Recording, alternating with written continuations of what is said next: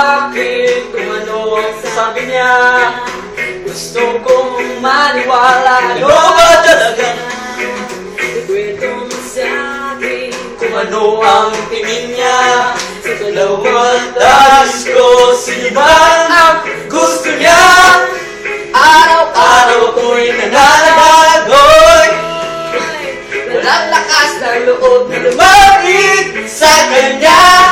Mabuti pa, ikaw na magsabi at ikwento mo na lang kung ano ang nangyari. Mahal niya ba ako? Sabihin mo sa kilos mo at forma. Pakipaliwanag ang bawat eksena. Gusto kong mamaligaya.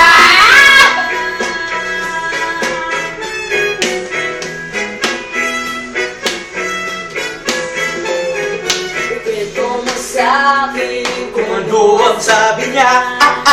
Gusto kong marinig ang iyong mga balita. Itanong mo sa kanya kung may pag-asa pa. Pag-ibig na wagas na